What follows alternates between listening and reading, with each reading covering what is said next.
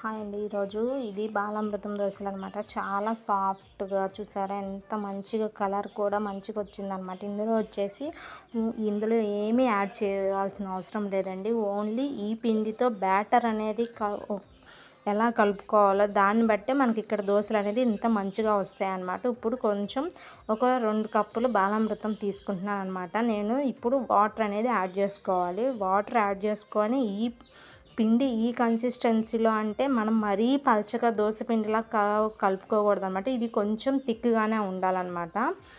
ఇప్పుడు నేను వీడియోలో చూపిస్తాను చూడండి. ఇట్లా ఉండాలి మనకి కన్సిస్టెన్సీ అనేది. చూసారా, మనకి దోశ బ్యాటరు వాటర్ కలపక ముందు ఉంటుంది కదా, బిఫోర్ వాటర్ కలపక ముందు దోశ బ్యాటర్ ఎట్లయితే ఉంటుందో అలా ఉండాలన్నమాట మనకి కన్సిస్టెన్సీ. ఇలా ఉంటేనే మనకి దోశలు అనేది చాలా పర్ఫెక్ట్గా వస్తాయి. ముందు పెనం ఆల్రెడీ హీట్ చేసుకొని ఉంచాలన్నమాట. ఆయిల్ కూడా వేసి ఉంచుకోవాలి ముందే.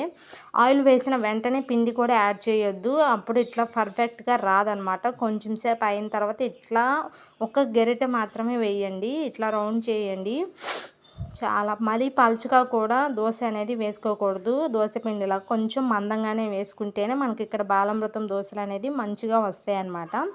కొంచెం ఆయిల్ స్ప్రెడ్ చేసేసుకొని లో ఫ్లేమ్లోనే చేసుకోవాలన్నమాట. మనకి ఇది కొంచెం ఒక 5 మినిట్స్ దోశలాగా వెంటనే తీసేయకూడదు. ఒక 5 నిమిషాలు అయిన తర్వాత మాత్రమే తీసుకోవాలన్నమాట. ఇట్లా కలర్ అనేది చేంజ్ అవుతుంది కదా, అప్పుడు మాత్రమే మనం దోశ అనేది తీసుకోవాలన్నమాట. రివర్స్ చేసేసుకొని అంతే, మళ్ళీ సెకండ్ టైం మనకి ఇట్లా రివర్స్ అంతే, రెడీ అయిపోతుంది. బాలామృతం దోశలు రెడీ.